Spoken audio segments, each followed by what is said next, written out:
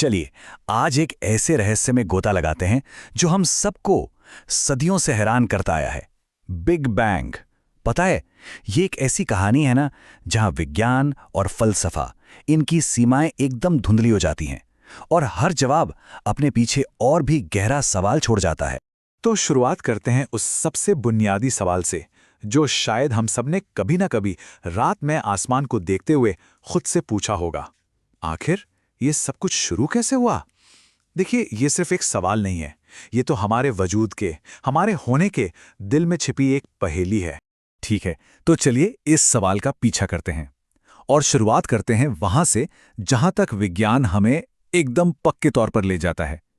कहानी की शुरुआत होती है एक जबरदस्त धमाके से, लेकिन ये कोई ऐसा वैसा धमाका नहीं था जो किसी खाली जगह पर हुआ हो। नहीं, ये तो खुद स्पेस और टाइम का धमाका था। जरा सोचिए, आज से करीब करीब 13.8 अरब साल पहले वो सब कुछ जो हम आज देखते हैं, हर तारा, हर गैलेक्सी, हर एक चीज एक इतने छोटे से बिंदु में सिमटी हुई थी कि उसकी कल्पना करना भी मुश्किल है। वैज्ञानिक इसी को सिंगुलैरिटी कहते हैं, एक ऐसा पॉइंट जहां घनत्व और गर्मी अनंत थे, मतलब एक पिन की नोक से भी छोटा। और वो सब कुछ जो है और जो कभी होगा, उसकी शुरुआत बस वहीं से।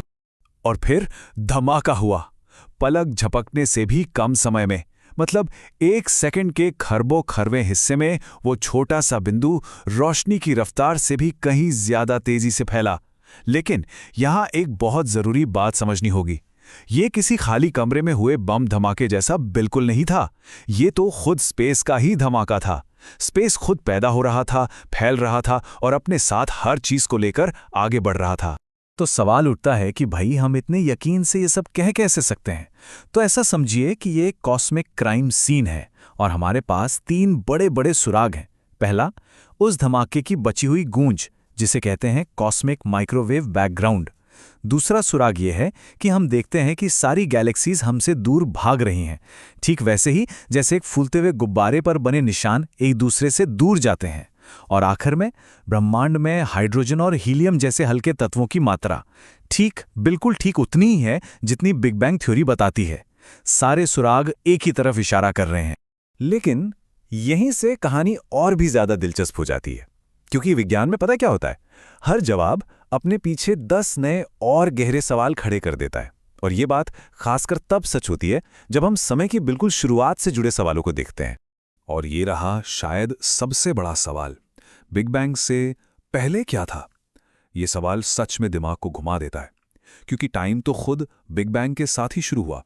तो पहले का मतलब ही क्या है? ये पूछना कुछ वैसा ही है जैसे कोई पूछे कि नॉर्थ पोल के नॉर्थ में क्या है। हो सकता है ये सवाल ही बेमतलब हो, लेकिन फिर भी मन नहीं मानता है ना। ये मानना कितना मुश्किल है कि कोई चीज बस यूं ही कुछ नहीं से शुरू हो गई। देखिए, इस सवाल के जवाब में कुछ बहुत ही दिलचस्प, कह सकते हैं दिमाग चकरा देने वाले आइडियाज हैं। हालांकि साफ कर दूं कि अभी ये सिर्फ थियरीज हैं। एक है मल्टीवर्स थ्योरी, जो कहती है कि हमारा ब्रह्मांड तो अनगिनत ब्रह्मांडों के एक समंदर में बस एक छोटा सा बुलबुला है। और दूसरी तरफ है साइक्लिक यूनिवर्स थ्योरी। इसका मानना है कि हमारा ब्रह्मांड बार बार जन्म लेता है और खत्म होता है, बिग बैंग और बिग क्रंच के एक कभी न खत्म होने वाले सिलसिले में।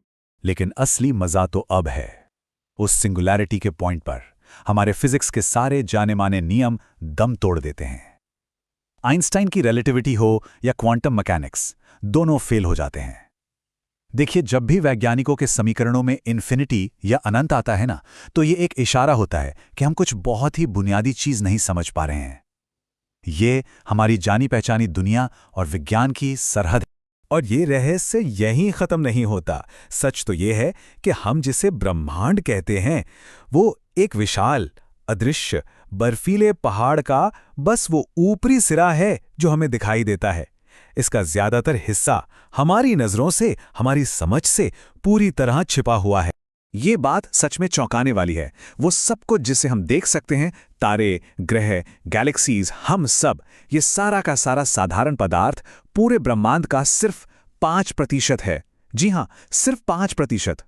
और बाकी का 95% वो 2 रहस्यमयी चीजें हैं जिन्हें हम डार्क मैटर और डार्क एनर्जी कहते हैं। और यहीं हम विज्ञान की सबसे बड़ी अनसुलझी पहेलियों में से एक पर पहुंचते हैं। आखिर ये बाकी का 95% है क्या? और हैरान करने वाली सच्चाई ये है कि हमें इसके बारे में लगभग कुछ भी नहीं पता। देखिए, डार्क मैटर एक तरह का अदृश्य कॉस्मिक गोंद है, एक ढांचा जो गैलेक्सीज को आपस में बांधे रखता है।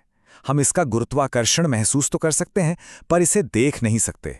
और डार्क एनर्जी, वो तो इससे भी ज्यादा अजीब ताकत है। ये हमारे ब्रह्मांड के फैलाव को लगातार तेज कर रही है, उसे और दूर धकेल रही है। ये दो अदृश्य ताकतें हमारे पूरे ब्रह्मांड की किस्मत तय करती हैं, और हम इनके बारे में शायद ही कुछ जानते हैं। और ये हमें एक और दिमाग चकरा देने वाली पहेली पर लाता है, जिसे कहते हैं फ्लैटनेस प्रॉब्लम। इसका सीधा सा मतलब यह है कि ब्रह्मांड का शुरुआती घनत्व इतना सटीक, इतना ज्यादा सटीक था, जिसकी प्रिसिजन 1 के बाद 60 जीरो लगाने जैसी थी। ये कुछ ऐसा है जैसे आप पूरे ब्रह्मांड में एक पेंसिल उछालें और वो अपनी नोक पर आकर एकदम सीधी खड़ी हो जाए। अगर इसमें जरा सा भी बाल बराबर भी फर्क होता ना, तो या तो ब्रह्मांड बनते ही ढह जाता, या फिर इतनी तेजी से फैलता कि तारे कभी बन ही नहीं पाते। तो ये सारे कॉस्मिक रहस्य हमें एक ऐसे मोड़ पर ले आते हैं जहां विज्ञान फिलॉसफी से मिलता है। अब ये सवाल सिर्फ फिजिक्स के नहीं रह जाते, ये हमारे बारे में है, हमारी चेतना के बारे में है, और इस पूरे विशाल ब्रह्मांड में हमारी जगह के बारे में है। ये एक बहुत ही गहरा और खूबसूरत ख्याल है कि हम सचमुच तारों की धूल हैं, जो किसी तरह जिंदा हो गई है और अब अपने ही वजूद की जड़ों को टटोल रही है। एक तरह से देखें तो हम ही वो ब्रह्मांड हैं जो खुद के बारे में जागरूक हो गया है और पूछ रहा है, मैं कहाँ से आया? और आखिर में बिग बैंग की इस पूरी कहानी से शायद सबसे बड़ा सबक यही मिलता है। हमें मिलने वाला हर जवाब असल में एक और बड़े और गहरे रहस्य से पर्दा उठाता है। हम जितना ज्यादा सीखते हैं, हमें उतना ही ज्यादा एहसास होता है कि हम कितना कम जानते हैं। तो ये हमें इस आखिरी सवाल पर छोड़ जाता है, क्या ब्रह्मांड की कहानी अधूरी है? शायद हाँ, और शायद यही तो मजा है। हो सकता है इसकी खूबसूरती सारे जवाब ढूंढने में है ही नहीं, बल्कि खोज के इस अंतहीन शानदार सफर में है। तलाश अभी जारी है।